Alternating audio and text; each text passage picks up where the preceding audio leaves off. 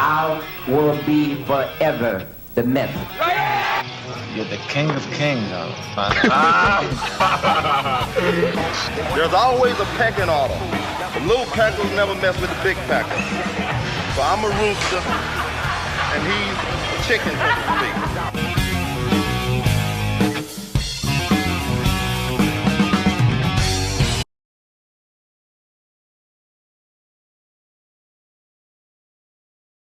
Like I said, I was psyched up to win. And when I didn't win, then I was like, well, let me clean up going into the Grand Prix in Europe, which there were 7. Yeah. And then it was you and Labrada going back and forth, right? He won 3 and you won 4. Like I said, I was going to go and win them all. And then all of a sudden, I got beaten for the first time by another Lee. And, I won the first Grand Prix. Then the second Grand Prix, I felt it was almost set up. They wanted this rivalry besides me and Lee Haney. Yeah. And they had, I'm not going to say he didn't deserve to win, but he ended up different body altogether, great closing routine. One thing about Lee was always ready and conditioned, just like me going into the show. And him and I in that year, that Grand Prix was the most competitive Grand Prix because I won, then he would win. Following show, he thought he was going to sweep them all, then I would beat him. Then all of a sudden, I would win again. So it was, he won 3 and I won 4. What made me feel good is the last Grand Prix, which was in Italy, which, where I originated. I won that show, and that was the 4th win against, Lee Labrada, that he came in second. Who else got in really good shape was Bob Paris. Yeah. Got amazing shape. But that was a grueling Grand Prix because it was 7 shows in a month. Wow. And it just, to me, burnt me out. Yeah. How was the camaraderie between you guys? Because I saw pictures on, I don't know if I saw them on Facebook or whatever, but I think it was like you and Barry DeMay and Lee Labrada and maybe Mike Quinn. You guys were all hanging out in a hot tub or something. It seems like you guys had good camaraderie going on that Grand Prix. It was actually a swimming pool because we just got done competing. Okay. It was a show in a gymnasium, and then we're backstage. It was a pool right there, and we were done with the show because we had all our tanning stuff on. I just want to jump in that pool when I'm done with this thing. So we all ended up at the end of the show, jumped in the pool. It was a camaraderie. We had to be with each other, for a whole month, hanging out, and I ended up becoming good friends with Barry. Although I was competitive with Lee, we were close. You had to borrow some tanning, Diaderm, or Pro-Tan. I gave it to him. But it was, like I said, it was very competitive, and I stuck to my guns, making sure I was spot on the whole time because I knew this guy would be in shape the whole time going into these Grand Prix. Yeah. So then we go into 89, and they do the very first Arnold Classic, and you decide to go into that. And I heard that you were sick or something right before the show. I remember watching the broadcast of that. Well, I got to say, because I did those 7 Grand Prix shows, the Mr. Olympia, really, really pushed my body to the limit in 80. Should I have went to the Arnold? I think now, yes, I won the show, so I can't say it was a mistake entering that show. But my body was burnt out. I started getting ready for the show, already having problems. Going into the show, I ended up tearing my left pec. Oh, really? Going to that show. So I had a slight pec tear because my body was burnt out. Right. Going into that show, my immune system was down. I ended up catching a flu. So I took a week off from training, couldn't train because I was totally sick. I went into that show in great shape, but actually less. It was probably the least amount that I weighed winning that show. It was like 207 going into that show. That Rich seemed more determined to win than any of the other competitors, and his confidence level was high when we talked to him at his home, and as you can see here now, it's pretty high still.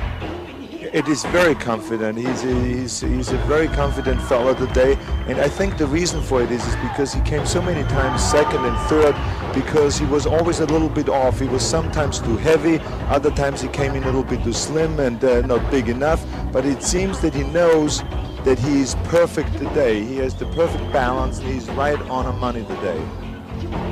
Interestingly enough, Rich was sick for 2.5 weeks before the competition. He lost 9 pounds, but he said that the illness actually helped him because as he put the weight back on, his skin stretched. That's a new one on me. Well, actually, I asked him before the day's performance that if he wins, would he go to the hospital before every competition and just ask people to sneeze on him? And he laughed and he said, no, because, the illness could have caused him to stop, training and to compete today.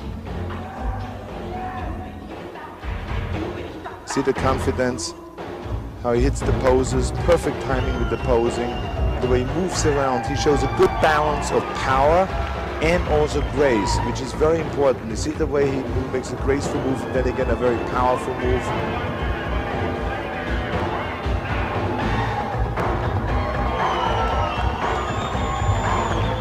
He has had a lot of success in bodybuilding. He was Mr. Universe in 1984, the Pro World Championships in 1986. He won the 1988 European Grand Prix Championship, and he's finished second the last 3 years in Mr. Olympia. But as you say, Arnold, I think that he wants this one as bad as any of the other ones. Oh, he really wants it, you can tell. And the people love him. Look at that.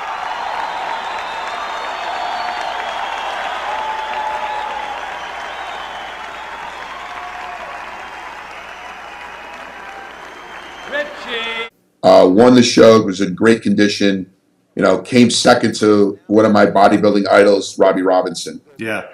Who was close, he was very close and almost beating me. Yeah. And that's because, like I said, I had the flu, I had an injury, a lot of things went wrong going into that show, and I still ended up winning, the first Arnold Classic. Yeah, and that was great coverage too. They covered that on NBC, and you got a lot of good coverage in prime time, right? Well, Arnold personally, I didn't want to compete in the show. Arnold personally called me and he asked me, will you go into the first Arnold Classic? And at first I said no. He goes, well, no, I'm personally, inviting you to this. Please go. We're gonna bring you on the Tonight Show, which I thought was really cool. Oh yeah, let's talk about that too. I forgot about that. Well, it was me and Mike Christian that he invited to the Tonight Show.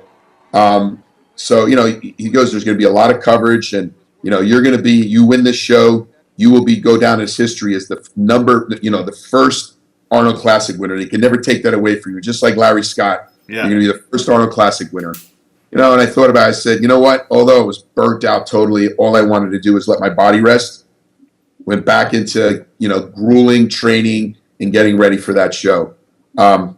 And got to go. That was cool. You guys got on the Tonight Show with Jay Leno, and you both came out, and you and Mike Christian, you guys did a posing routine for the audience. That was pretty unprecedented before that and after that.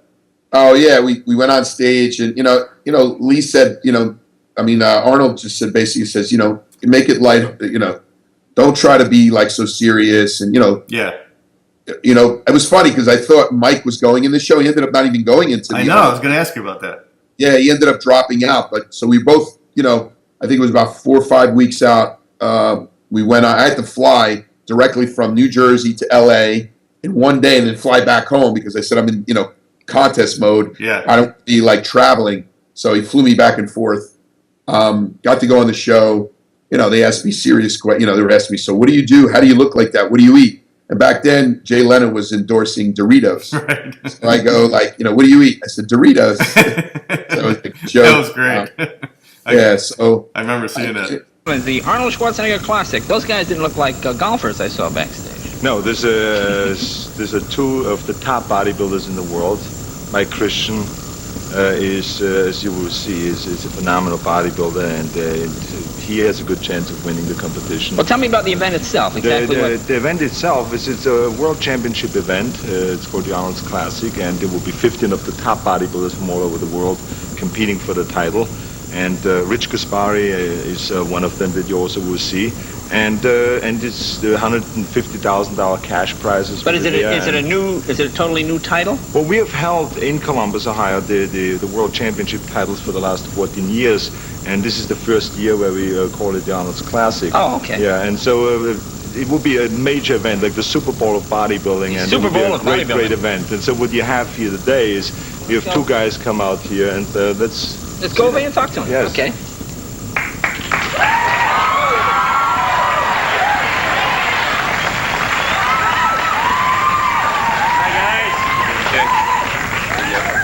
Now, wait, now who's there? You're Mike Christian. Mike, okay. Rich Gaspari. And Rich, okay. Can I ask him a few questions? Go for it. Now, first thing I noticed, now the difference is, when I get over here, and I'll give you these two guys, there we go, is you're taller than he is. The size, I mean, being a little bit shorter, I don't want to insult the guy, but, no, but I mean, not being a tall, giant guy, does that affect your chances? Do people look at someone who is taller, I guess is the question I'm trying to ask. No, I don't really feel so. As long as the shorter competitor has more symmetry and more mass, he has to be that much better than the taller guy. Right. You know, a shorter guy is an better ounce than of a gold taller is guy. better than a pound of recyclable aluminum. Right. I totally disagree with you. You're going to swing at him and hit me, and that's going to happen. You don't want to get in a fight. Let me ask you, if Arnold was competing now, there's probably a good chance you would beat him, don't you think? Why are you going to ask me this question with him here? No, I honestly... We don't want to say anything. Let me ask you about diet. He said that it's pretty much pizzas and fried chicken and cigars. Is that the program you're on I eat as well? fish and water. I don't know what Arnold eats. Fish and He's water? training for movies. I'm training for competition. Doritos. More or less. And Doritos.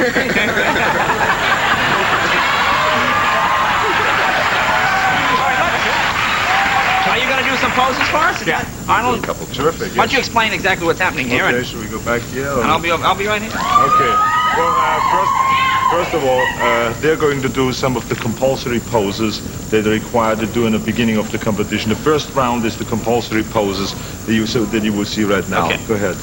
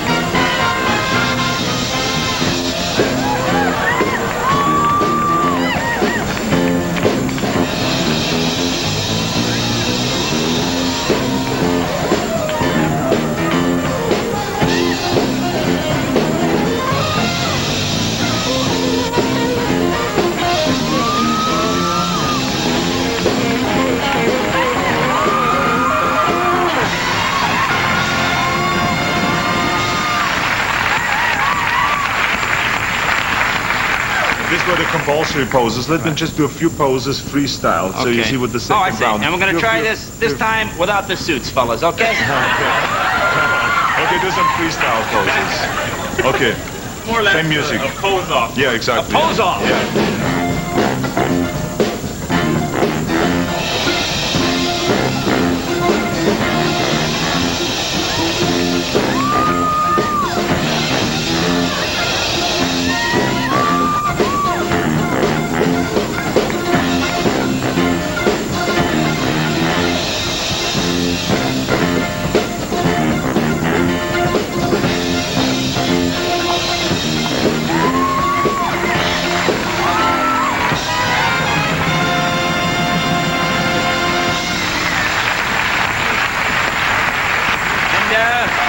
We're going to pose off in just a minute here.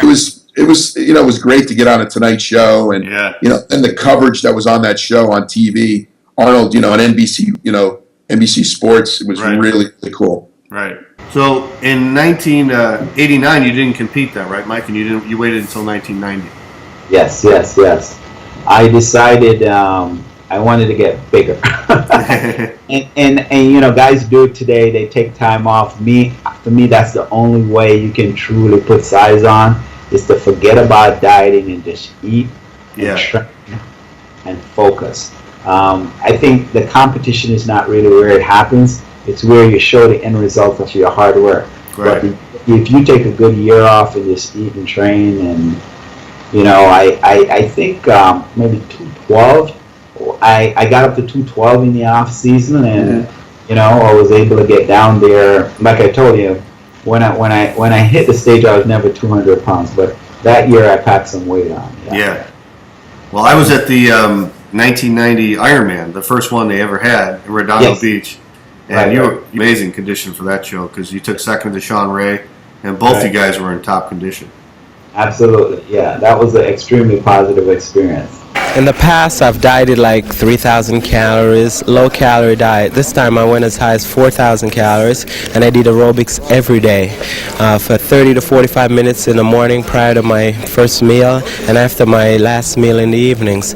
Now, that's something that's totally different for me, but it helped me to keep a leaner body at a higher percentage in terms of lean body mass, and I was able to come in a little bigger and just as hard.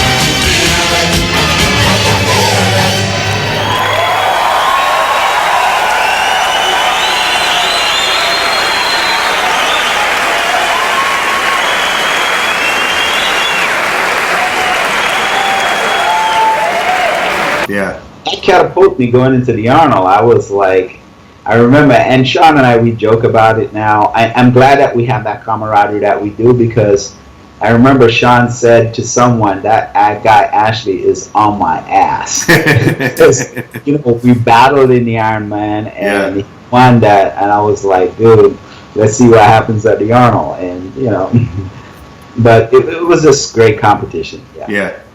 Did you think you had him at that Ironman?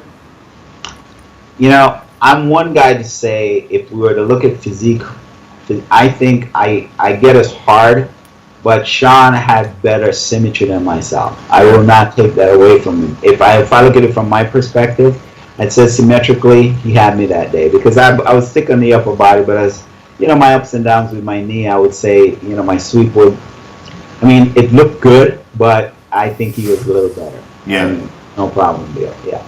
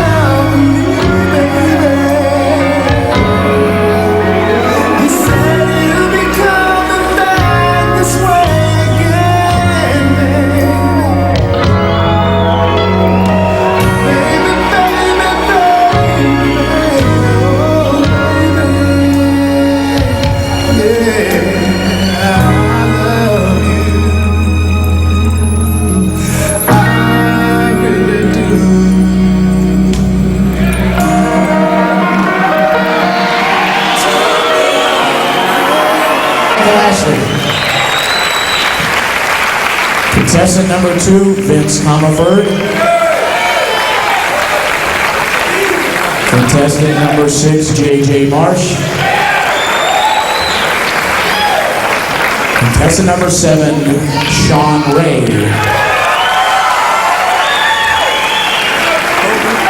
And rounding out the top 5, contestant number 10, Gary Stryden.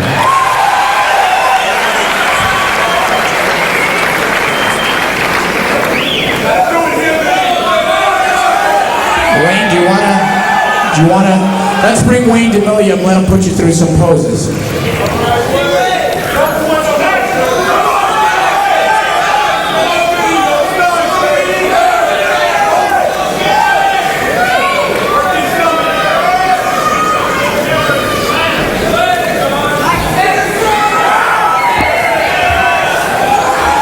Gentlemen, feet together, please.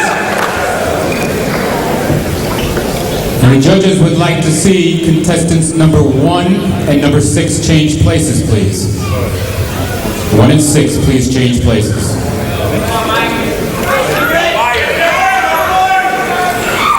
Feet together, standing relaxed. Quarter turn to the right.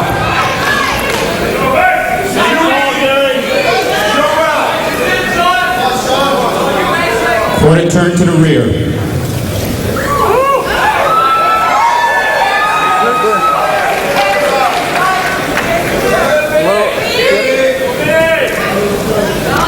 Quarter turn to the right.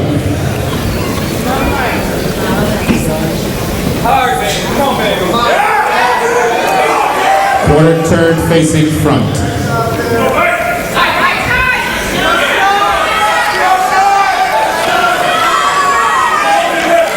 Front double bicep.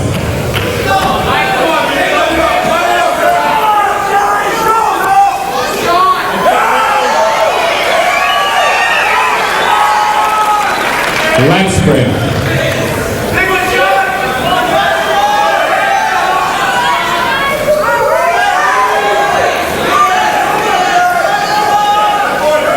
Side chest.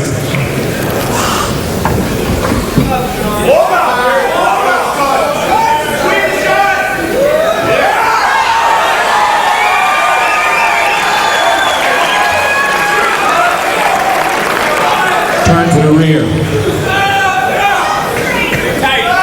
One leg back showing the calf.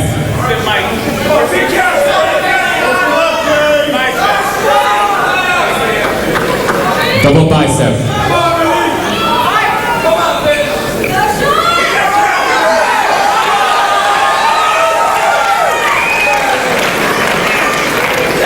Relax. Leg spread. Get wide, get wide.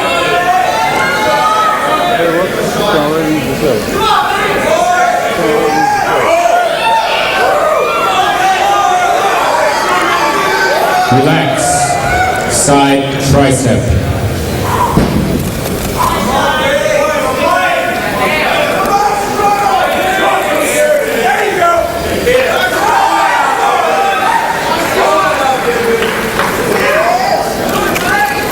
Relax. Facing front. Abdominal and thigh.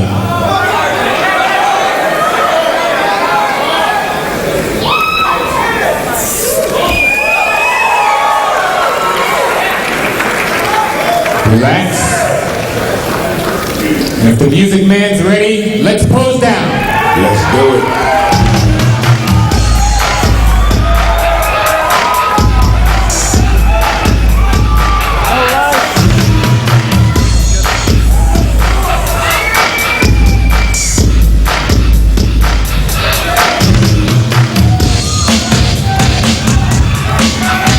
Let's hear some noise. Who do you want? Who do you want?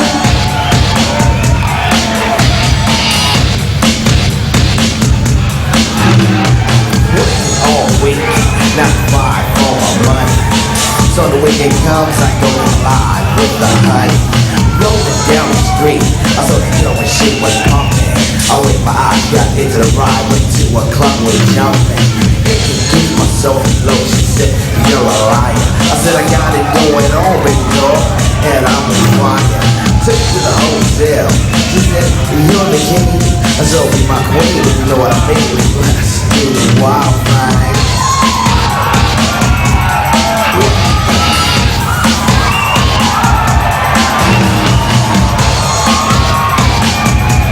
Wild thing. Shopping at the mall, looking for some gear to buy. I saw this girl, she gon' rock the world, and I had to adjust my fly. She looked at me and smiled and said, you have plans for the night? I said, hopefully if things go well, I'll be with you tonight. So we turned into a house, one thing led to another. I hear the door, I go hit the floor, looked up and it was a mother. I didn't know what to say, I was hanging by a string. She said, hey you too, I'm once like you and I like to do the wild thing.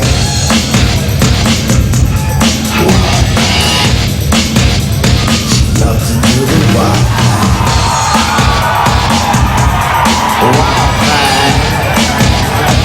Please, baby, baby, please.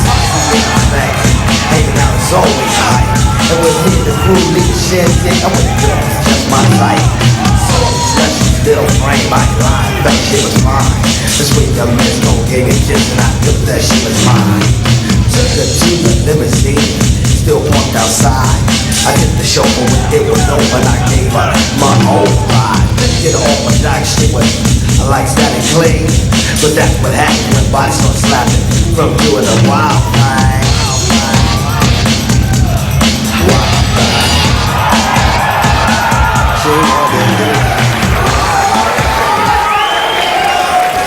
Relax, gentlemen, please. Before we start giving the awards, I'd like to remind everyone of one thing. The top 3 tonight qualified for the Mr. Olympia contest September 15th in Chicago. And we'll be giving away for the first time ever at that contest $200,000. I'll now turn it back over to Lonnie for the final results. Okay, before we give out the trophies, a couple things. These babies are pretty nice. Put together by Richard Langer of Sculpture Concepts. I don't like this real well. Come on, Gary! Okay, now let me remind you, the top 3 again qualify for the Mr. Olympia. Jim Quinn of Twin Labs and also Muscular Development. Jim Quinn will give out the 5th plate award and $1,000 to J.J. Marsh. Hey, this was tough. This was tough judging. These people are, oh my God. Oh. Jimmy, you look so much different. Jim had an operation. In 4th place, getting a check for $2,000, Gary Stratton.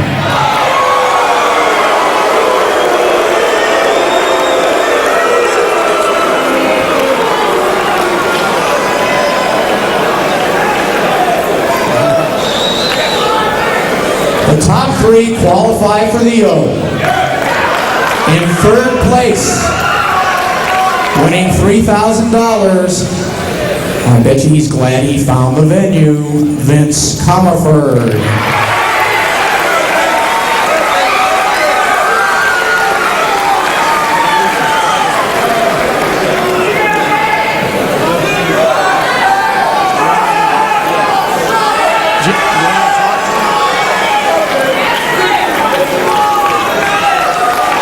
Okay, now there are 2. Now the way I do this, when I MC, a lot of the people announce second and then first. I think that's kind of anticlimactic. So I'm going to go to 1st place, and then you'll know obviously who the 2nd place finisher is. And if you don't, we're giving IQ exams out in the back. Ladies and gentlemen, the winner of the 1st annual Ironman Invitational and a booty of $10,000. He's back, Mr. Shawn Ray.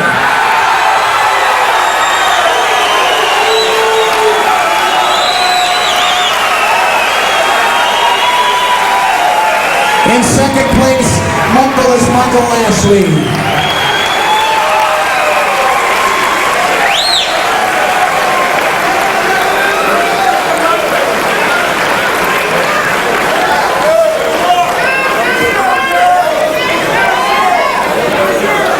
Can you hold for the photographers?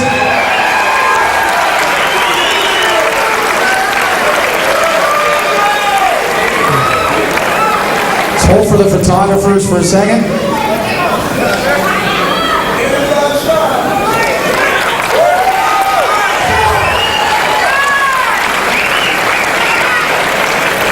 Shawn Ray said if he won this show, he would take everybody in the audience out to the Cheesecake Factory after the contest.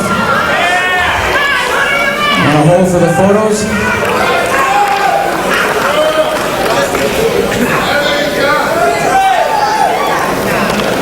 Take it easy, Shawn.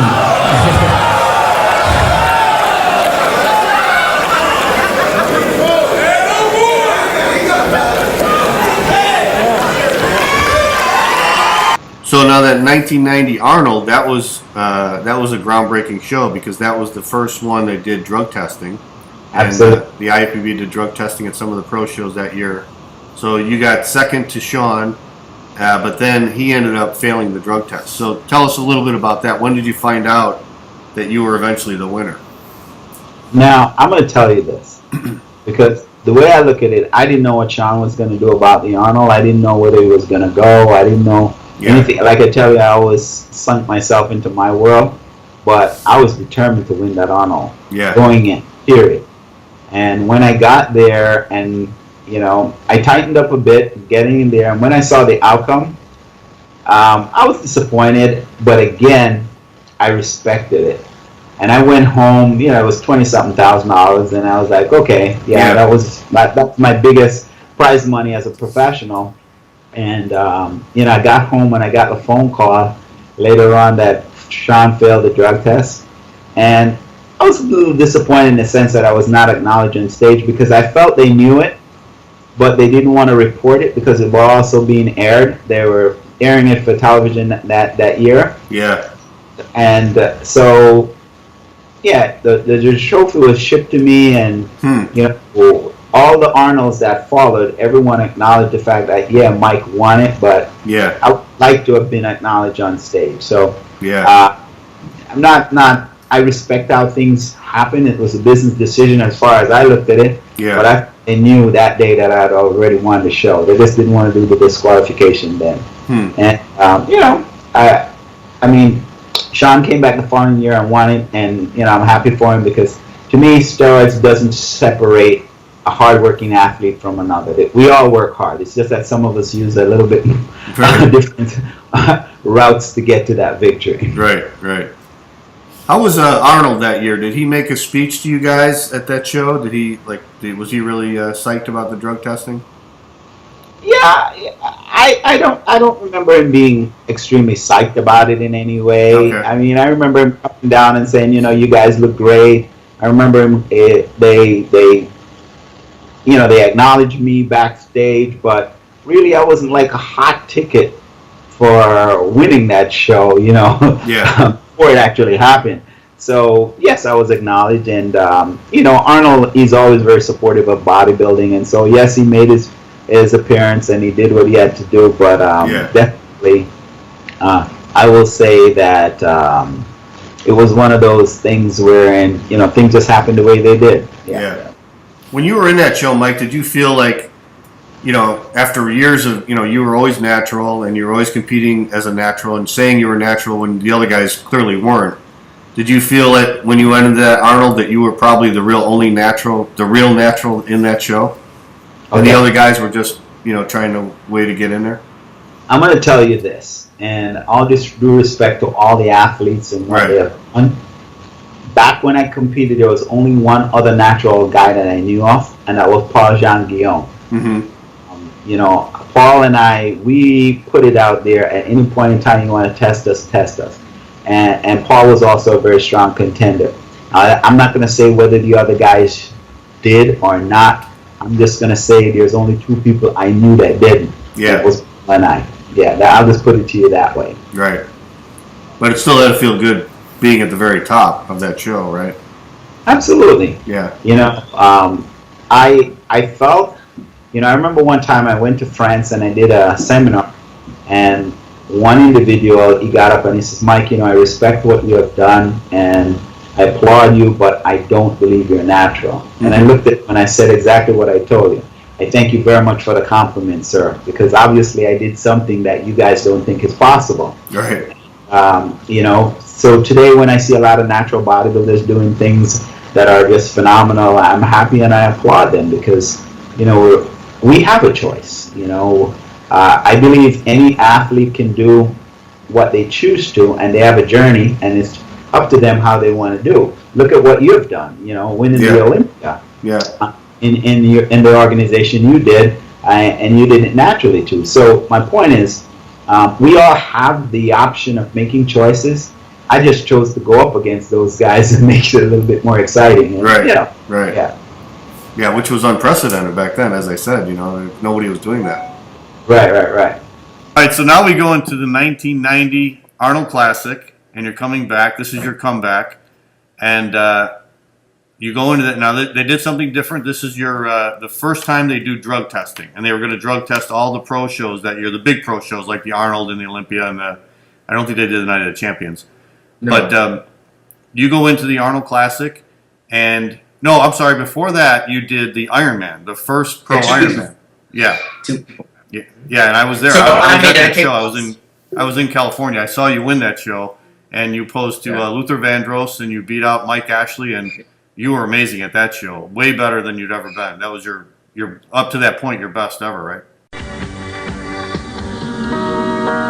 But as hard as Ashley was, it just wasn't enough to beat 87 national champion Shawn Ray, who presented the most complete of packages and brought to the big win. At 5'7", he came in lighter than usual, weighing around 196, but looking 20 pounds bigger. His legs were full and ripped, and his back and biceps were much improved since his 13th place finish at the 88 Mr. Olympia. Then there was the much-publicized year-long suspension when Shawn injured his neck and missed the 89 Arnold Classic, thereby breaching his IFBB contract.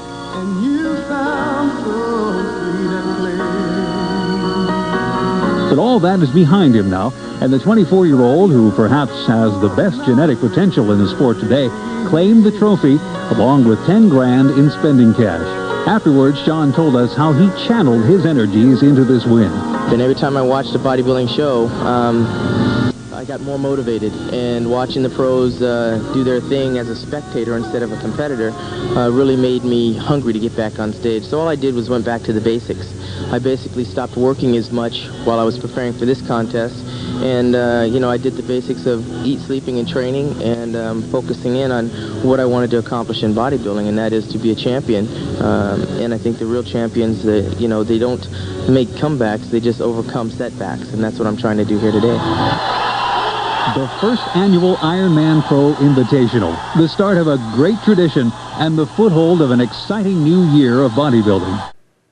Yeah, it was a matter of conditioning. I knew that I needed to be in condition. Look, I was 202 pounds in LA, and I was soft. I was literally the same amount of weight here when a full year later. Actually, it was almost 2, right? Because I was 88. I went all the way through 89. So right. I know I would need to be refined. But we got the notification that they were drug testing the Arnold Classic in, I believe it was November. So when we got that notification, I was all in. Nothing more sweeter than the news that the drug test is going to come, because it's going to change the game for all the big guys, and it's going to favor me. So clearly, not knowing how the whole process works, I'd never been drug tested in my life, and I don't know how long drugs stay in your system, and I don't know what type of testing they're going to use. So no one has an inside track. All you can do is get off of whatever you're taking. So I came clean off of everything I was taking. November. Went into Ironman. I beat Mike Ashley, Vince Comerford, and of course Gary Stridham. And I was very confident that I was going to win that show. I didn't think that. I thought Gary Stridham had been exposed at the '88 Olympia. He became one of those guys that I thought had a great gym physique. Right. But there was a lot of flaws. So he didn't scare me. Vince Comerford, I thought he was a little too puffy. Even when Vince won the Nationals, I thought he had big arms, big legs like Eddie Robinson, but couldn't get the thin skin. Yeah. Mike Ashley, I thought was good at certain poses, but he wasn't structurally put together very well. His thighs didn't look right. His calves were kind of funky. Yeah. And some really good biceps. Some really thick abs, but there was no real pretty aesthetics to it. So I was confident going into that show. And I won. 2 weeks later, all I did was stay on my diet. 2 weeks later, I go to Columbus, Ohio, and I went again. Have dinner with Arnold and Maria and my dad, and then I took off to Canada. I came back home and I went to Canada for a week's worth of appearances. And while I'm in Canada, Wayne D'Amelia called me and said, your test result came back positive. Do you want to test sample B? You can do that at UCLA in California or go to Chicago. I said, well, I imagine if sample A is positive, I mean, sample B is probably going to be, it's the same piss, Wayne. I mean, what do you mean it's positive? He said, well, I mean, obviously we're going through and you're not the only one that failed. I'm not at liberty to tell you who else failed, but I can tell you failed the test. We saw the results. I said, so what do I do? I'm not sure what you do, but you won't be getting your $60,000 and you will have to return the trophy. I mean, Wayne is very matter of fact. Yeah. I mean, I would hate to have him deliver the news that I lost a son in the war because there would be no emotions that delivered at all. But I hung up the phone with him in Canada and I called Joe Leader. I said, Joe, did you hear what happened? He says, yeah, Shawn, listen here. You're qualified for the Mr. Olympia. You gotta go and you gotta pass the test. I said, well, can I still do the Mr. Olympia? He said, well, you're qualified. Yes, you're gonna do the Olympia. I said, well, that's all I need to know. I didn't have time, John, to think about money that I didn't have. I never had the check. I never saw $60,000. Right. I was looking at buying a house with that as a down payment combined with the Pro Ironman check. That would have been $70,000 total. That would have been a nice down deposit. A lesser guy would have crumbled. And again, I never got into bodybuilding for the money. I thought, I'm trying to be Mr. Olympia. And I'm qualified for Mr. Olympia. So screw it. I'm going to continue doing my tour. I'm going to go back in the gym. I'm going to win the Mr. Olympia.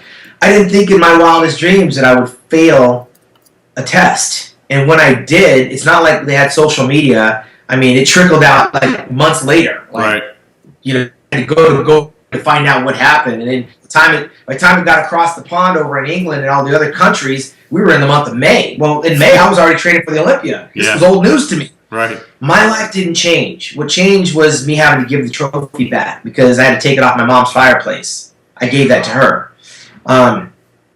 But because it wasn't about the money and I didn't really have the money spent and I was making a lot of money and I had a lot of plans after that 1990 Arnold Classic, I was so busy I didn't have time to let it sink in. I had to go to the next state, next country, and I was guest posing all the way up till June. Okay. And by the time June came, I was ready. You know, I was in high gear for the Mr. Olympia. The only thing that happened is I got a little bit smaller. I went into the Mr. Olympia in 1990, and they did things differently. They got the drug test back before the finals, and in doing so, we knew going into the finals that Muhammad bin Aziza, Barry DeMay, Vince Comerford, and a couple other guys weren't going to be able to make that contest because they tested positive. Right. None of them impacted me. I knew Muhammad bin Aziza would be tough. He beat Dorian Yates that year at the New York Night Champions. Right. So Muhammad bin Aziza in May was supposed to be a very tough competitor, but he took himself out of the game. So I focused on trying to win the show. And when prejudging was over, a lot of people thought, and myself included, that this title was very slippery in Lee Haney's hands. Lee Haney was not the dominating force that he had been in years past. Right. And that the contest potentially was going to be between me and Labrada because we stacked up a little more favorably. What happened to my body by that time is my back got a little bit more narrow. And the crispness that I had at the Ironman earlier in the year wasn't really there. Me and Lee were both slightly flat, but he was vascular, had a very nice tan. And you got to remember, Lee was coming off. Lee Labrada was second place in 1989 at the Mr. Olympia. Right. So if there was any edge, it was going to go to Labrada, and of course, it automatically to Lee Haney. So I was able to get my arms around the fact that if I get third in the Olympia, it's success. Because I was 13th place in my last Olympia. Right. Was I content with getting third? Was I happy with getting third? No. After the show was over, I started getting pissed off because every person that I ran into thought I should have beat Labrada. And then other people that I talked to thought that Labrada should have beat Haney. So it was like it was like yin and the yang. Like, wait, I should have beat Labrada, but Labrada should have beat Haney. I mean, it was all too confusing. Right. To get caught up with the subjectivity of the outcome of a show. Yeah. All I knew was I was in the top 3 of the world, and I arrived. I can go home, my head up. I passed the drug test. I'm top 3, and my parents couldn't have been more proud of their son in that moment, and my friends couldn't have been more happy for me in that moment. that I passed the test and was third in the world, and all the bodybuilders that I leapfrogged over, you know. But I had unfinished business. I wasn't content with getting third. I had to go back to Columbus. Yeah. I had to go back and get this. I had to go back to this one. So I totally turned everything that I had, everything that I was, on winning that 91 Arnold Classic title. I mean, I never was more devoted to anything in life besides getting that title back in 1991, and I don't care who was going to be there. So this is the third year they had the Arnold Classic, and it was my second stay in the spotlight on the victory stage, and it would be many, many, many years later, 2010 to be exact, that I would have that conversation with Mike Ashley about stealing the spotlight. And, you know, things happen for a reason, John. They had to screw that whole testing result up for them to get it right for the Mr. Olympia. Right. But Mike Ashley was the perfect gentleman in that, you know, I may have lost $60,000 by failing a drug test, but I didn't lose the moment of victory on that stage with Arnold and having the title and being perceived the champion. I'm a firm believer. If there's rules, stick to the rules. Don't bend them. Don't break them. Yeah. I failed the test. It's all yours, Mike. But Mike said that, you know, just the idea that I failed the test and he passed validated everything that he'd been preaching. He said he was a lifelong natural bodybuilder. Mm-hmm. Who am I to argue with that? I know that on that day he passed the test and he was the rightful champion. And no one ever really made amends for him to have that moment, you know, fixed for him. He never knew what it was like to get his picture with Arnold. He never got validated. So when I did the Evolution of Bodybuilding, the Arnold Sports Festival 25 documentary, I had a good chance to talk with Mike Ashley, and I mean he's a stud. The way he handled the conversation, because I really felt like in that moment, like the Sugar Ray Leonard, Roberto Duran, or the Ali Frazier rivalry. Yeah. That Mike and I kind of had that yin-yang, but we never went at each other. The fans went at each other. My fans would call it, saying that he's full of crap, he's not natural, and you know, he got the trophy behind closed doors type thing, and they really wanted to dismiss Mike Ashley, but he was the winner in '90, and I've owned up to that. Yeah. Shawn, what were the feelings of all the competitors about that drug testing, and especially at the '90 Olympia, because you had all the guys being tested, Lee Haney and Lee Labrada and Rich Gaspari, and I mean, what was everybody's feelings about the way the IFBB was going about doing the drug testing? They all thought it was bullshit. Yeah. There wasn't a guy on that stage that was... no one really wanted it. I think Labrada and I both wanted that drug test because it would change the game and in our lifestyle, the way we prepare for competition to our advantage. Lee Haney was a shell of a person on that stage. Mike Christian, on the other hand, looked like he grew. Yeah. And so now you have to contend with who's smarter, like who's in your corner giving you advice, and you know, who's taking the blocking agents and who's trying to beat the drug test. It just made it more complicated. Right. But of course, I was the second smallest guy on stage in 1990 at the Arnold Classic and failed the drug test. Many guys were much bigger than I was. I mean, it's very hard to finger point. At the end of the day, it's a man's business. We survived not having the drug test in the pro ranks. I think there's more concern about diuretics, which kill people. Yep. But, you know, it's like cigarettes and alcohol. You make adult decisions, you deal with the adult consequences. But on this occasion, you know, if they say there's a drug test and it comes back positive, you're screwed. One little known fact that got swept under the rug is when it happened to Jay Cutler, my very last Olympia, 2001. Right. Jay Cutler failed the diuretic test and threatened a lawsuit, and suddenly the drug testing procedure was thrown out and null and void because the IOC did not have their registration for that calendar year for the IFBB. Very strange circumstances. I wasn't one of those guys that was going to threaten a lawsuit. I was 24 years young, and I knew I had a long career ahead of me. But along the way, the rules started to get bent, and I didn't like what was happening. Kevin Levrone didn't sign a contract to compete in the Mr. Olympia, didn't even have a pro card registration for the Mr. Olympia 2001, and they let him in at the last minute, which didn't sit well with me. And Kevin and I were cool. We're friends. Yeah. But there's rules. So I was held to a higher standard when those rules came out. And as the rules started to get bent and shaped to fit certain people's needs, my passion was gone and contributed to my retirement. Okay. So then we go to the 91 Arnold, and now you get redemption, and you take first place there. It was like a dress rehearsal. I'd been there and done that. There was absolutely nobody that was going to take. I felt like I was back at the Nationals in 1987. Yeah. Renell Janvier got second, and we've never been compared since. People don't talk. I mean, Renell Janvier was known for his ripped, shredded glutes. Right. But there was nothing ever more memorable about him. But there were some memorable guys in that show. There were other bodybuilders that came along that were in that show, but I won that with perfect scores. Mm-hmm. And when you win perfect scores, there's really nothing to talk about. Yeah. Seemed like I was on my A game. And that sorry? I said it seemed like it was more competitive the year before in 1990. Yeah, it was, and there was extenuating circumstances with the drug test. But that 1991 Olympia changed my lifestyle because Arnold winning that $70,000 afforded me to buy my first house. And so there's these little milestones in this sport that gives back to you. I mean, it takes everything you have, it takes everything from you. But in this instance, it gave me a sense of accomplishment. I bought a house, and in my dad's eyes, I became a man.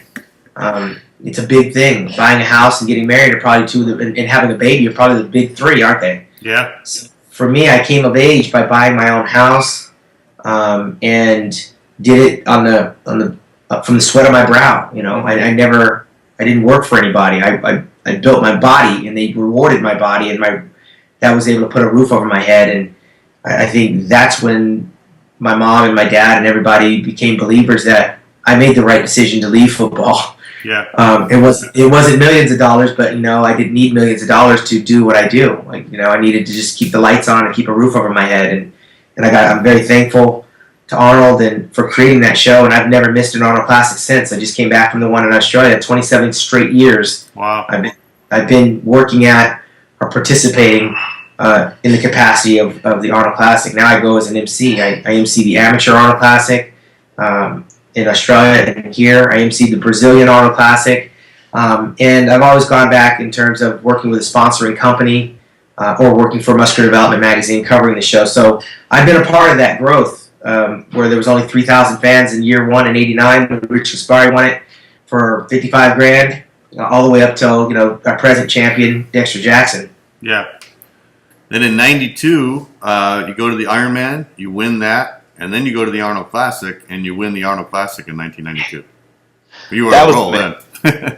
That was amazing. We looked at always who's competing. When I saw the competition list, it was like, oh man, there ain't too many high, big value targets out here. My name is right among the tops. Right. So we can come in and bring what we just did on the tour and beat these same guys, and hey, and that's what happened. We dialed in at the Ironman, won that.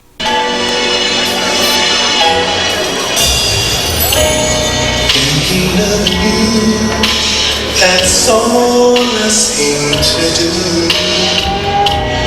When you're not here, I long to feel you near. Baby, this time together we must stand, holding you close, taking time to let you know. Tonight's the night we will share. Turn off the lights, come close to me. Tell me I'm all you ever need.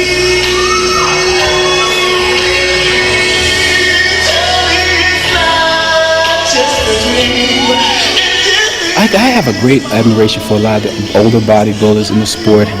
Albert Beckles, for example, is one of my truest friends and supporter, and me to him likewise.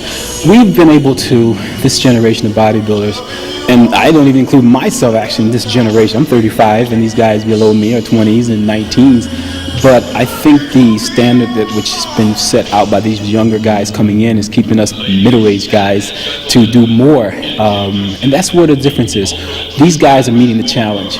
And when they have to meet it, then we look at those guys and say, we got to meet it to stay where we are. So it's like a dog race now, with Lee Haney on the top. A lot of guys getting bold, challenging him face to face. So, you got to be prepared to make a challenge like that. If not, you just got to be prepared because the sport is escalating. We're getting sharper and harder all the time, and you can only go so far.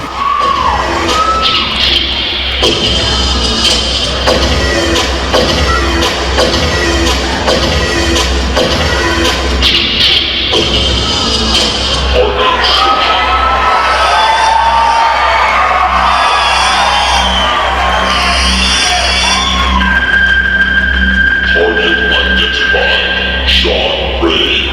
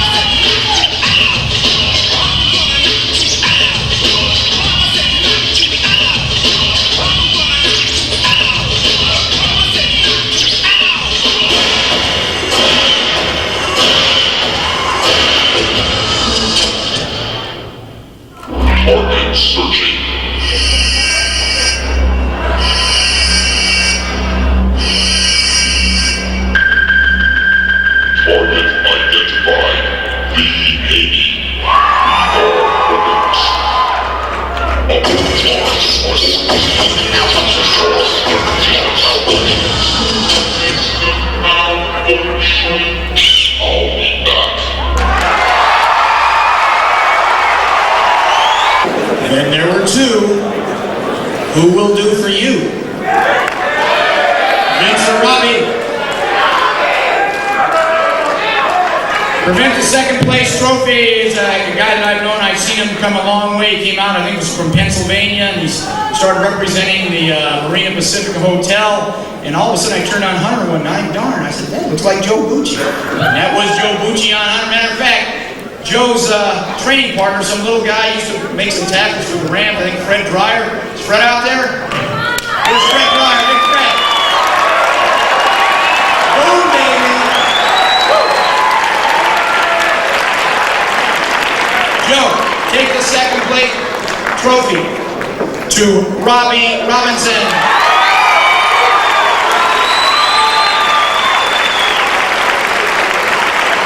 And of course, winning the contest and $10,000 received from John Balick, publisher of Iron Man, and Roger Grogan of Cybergenics. He had a great 91, and he's starting out awful damn good 92, Mr. Vince Taylor.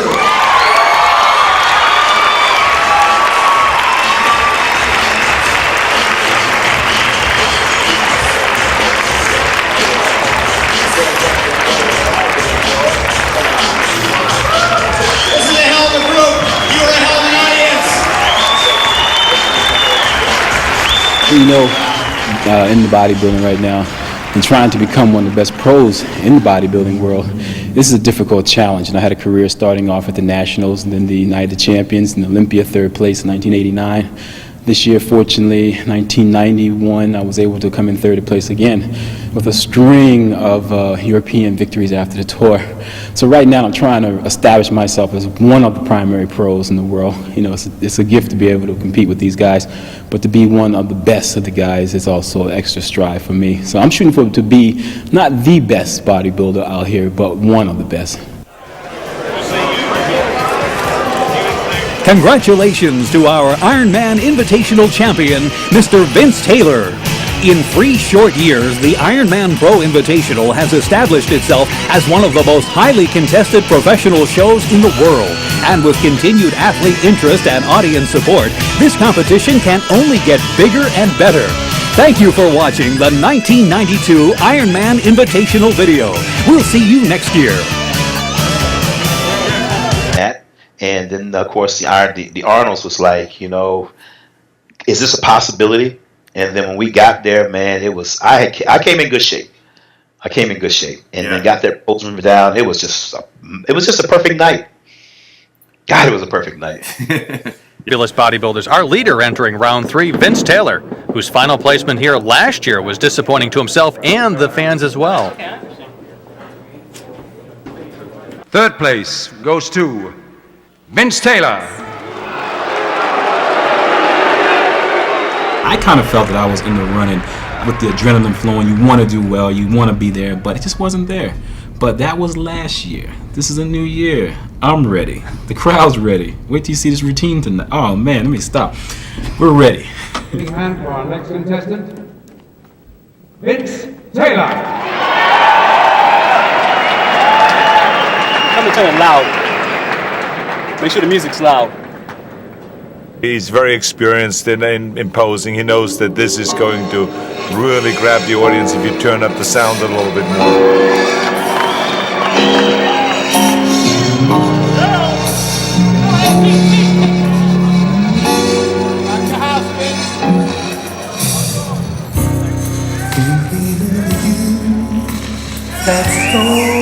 He looks absolutely fantastic, as you can see. Look at the definition in the pectoral muscles and the back. I long to hold you near, baby, this time together. Taylor, 5'8", weighing 230 pounds, extremely cut up. You close, taking time to let you know. Tonight's the night we will share. Turn off the lights, come close to me. Tell me I'm all you ever need. Tell me it's not just a dream. And if it is, my heart believes that you are mine, and this is real.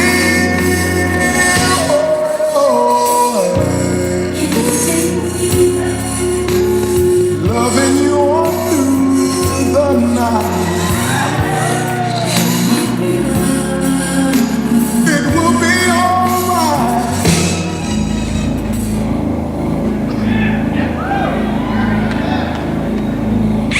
I told you I'll be back. Oh, using my line, huh?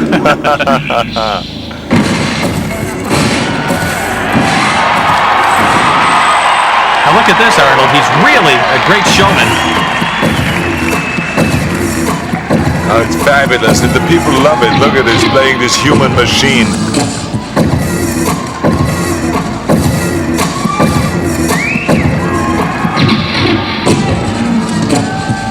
Program mission.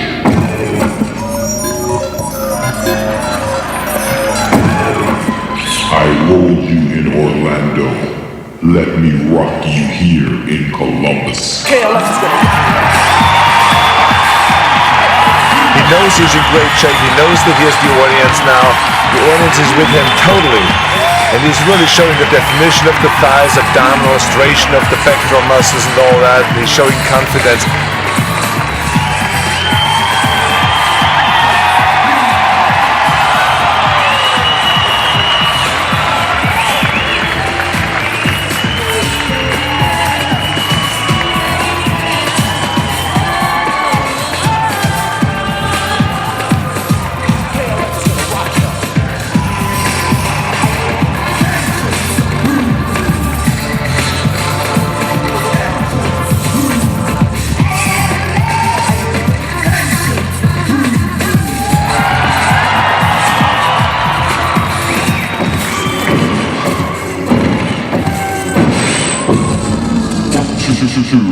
Legit to quit.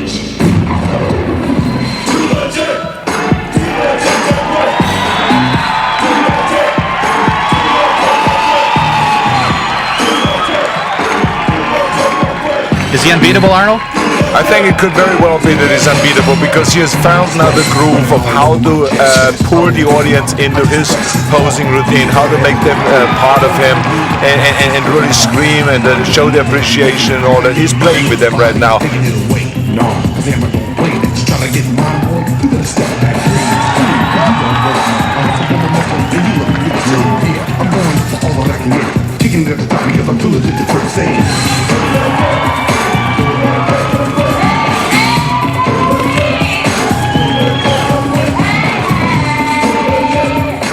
Here's another great back post. Look at the center back.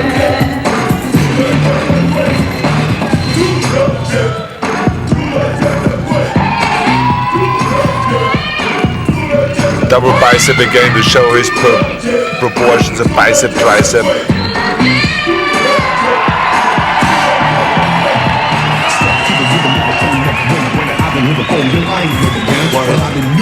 Tried and true. Somebody wanna finish, yo, it brought me through my brutal talk. We're ready to strike. Train for the minute to believe the hype and sweat it, cause you're gonna regret it. The day that you distance, you wish you never met it. You remind me of a real short story. One hit. I think that this routine is probably just about one of the best routines I've seen in the whole history of bodybuilding. He just wants to make sure that the judges understand he is the best. Well, Vince Taylor with a tremendous physique, a superb presentation, but to me, his ability to involve the audience really wins me over, Arnold. Good job, bro. Man, good show. And hold it. And backstage, the fatigue making itself very evident. First of all, he's an expert in communicating with the audience. And second, he really hits the right shots, the most muscular to show his muscularity. And then, of course, one of his big highlights is of course, his biceps development. It's great routine. Oh, very. I had to cut off the ending because I got too tired. It was been too long. The ending was perfect. Very good. A lot of work on that. Boy, these routines take everything out of you, don't they? Yeah, he's exhausted, but feeling good. Yeah, I was at that show and I saw you win that. And I remember you were really, really happy the day after when we did the seminar. And Lee Haney joined you, right? Wasn't he there at the seminar with you? Absolutely. See, I always kept that guy around, either by name and or presence. Yeah. Keep that company. Now, did you feel your condition was even better at that Arnold than it was for the 91 Olympia? Pretty much the same. I was a little bigger, number one, at Arnold's.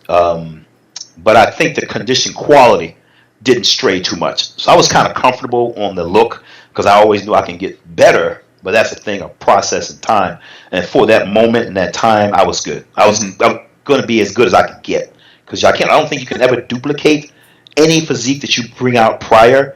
I've kept all kind of records on what I've done and did everything, wrote it all down. Yeah. And that happens again. Yeah. It happens again. So all these people who are doing that out there, you might as well get writing that stuff down. It ain't gonna be the same, right? And you did your Terminator routine there too, again, right?